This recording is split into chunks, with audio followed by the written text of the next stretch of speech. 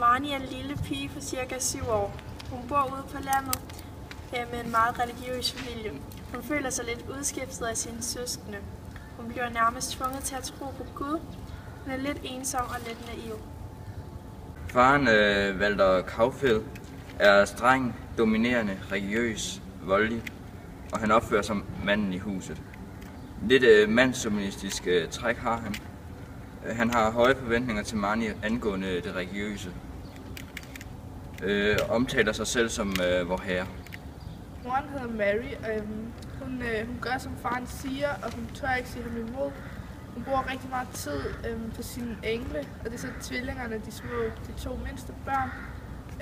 Og hun har sådan meget den der morrolle med at gøre rent og lave mad og passe børn og sådan noget. Marnie sidder og tænker på, at hendes kat Pinky skal have killinger. Tanken om, hvad der skete med sidste års killinger, strejfede hende. Vor herre tog dem. Hun er bekymret over, at det skal ske med de nye killinger. Senere startede hun i skolen. Lidt tid efter fik hendes mor tvillingerne.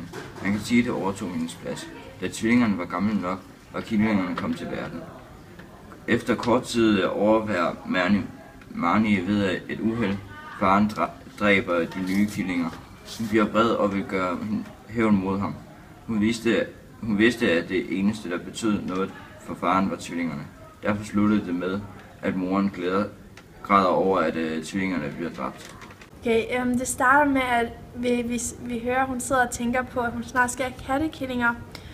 Så stiger den op her, hvor hun får flashback omkring, hvad der skete til sidste års kattekillinger.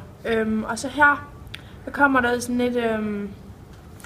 et kraftigt opad, hvor faren han slår hende, og der bliver man sådan lidt, ja, hvad skal der ske?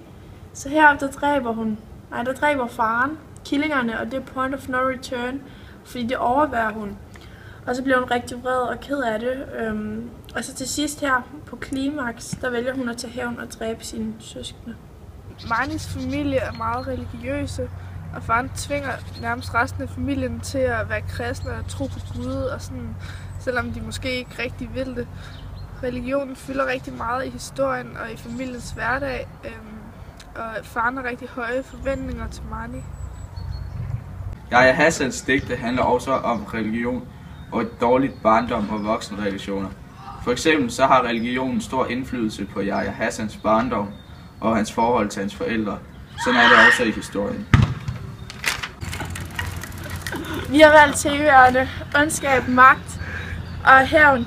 Og det er fordi, at faren er meget magtfuld, og Marnie tager hævn over, at han har løjet for hende.